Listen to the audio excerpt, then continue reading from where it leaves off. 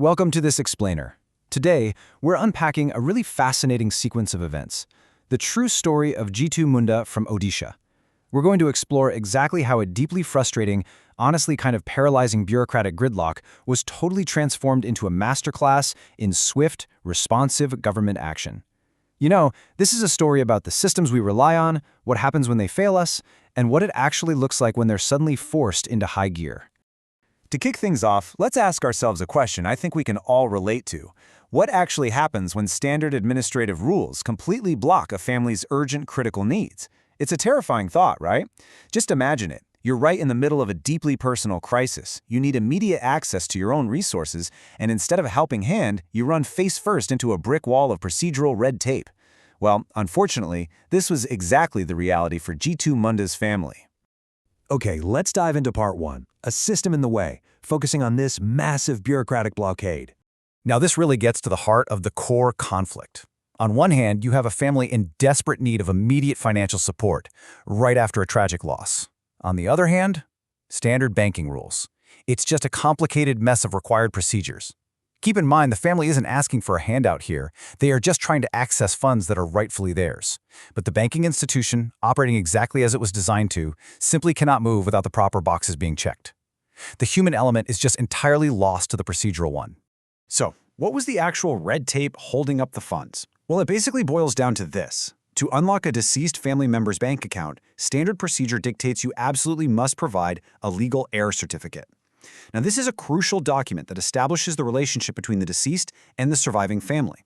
Under normal circumstances, acquiring this thing takes weeks, sometimes even months of navigating local administrative offices.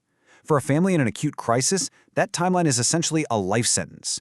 The rules were quite literally suffocating their ability to survive. So how does a local administrative issue like this actually get fixed? Let's move to Section 2, the social media outcry and how this exploded into a nationwide conversation. You know, in the digital age, a story like this just doesn't stay quiet for very long. Striking visual images of Jitu Munda's struggle were captured and man, they immediately caught fire. The trajectory was incredibly fast. It sparked first on regional news networks like Kalinga TV, and then it aggressively expanded out to national outlets. And social media users, they became the ultimate amplifier. They refused to just passively consume the news, they shared, they commented, and they demanded action. And here's the really crucial point. This ceased to be just about one family in Odisha. It sparked a massive, highly relatable conversation about how incredibly tough it is for regular citizens to deal with rigid institutions during a personal crisis.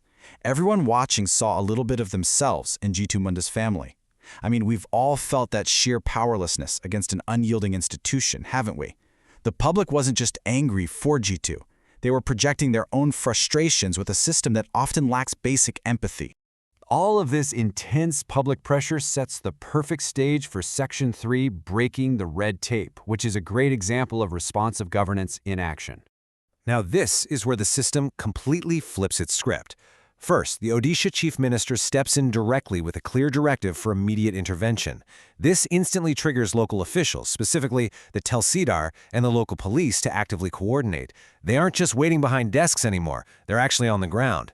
Consequently, that incredibly slow paperwork we talked about earlier, the death certificate and the legal heir documentation, is entirely fast-tracked on an emergency basis.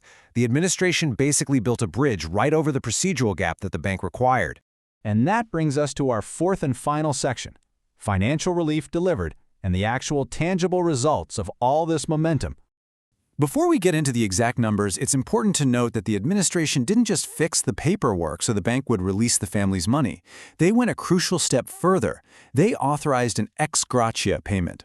If you haven't heard that term, it's a supplementary relief payment given out of moral obligation and goodwill. It's not legally required, but it is an incredibly powerful, immediate tool to help alleviate crushing pressure on a family in crisis.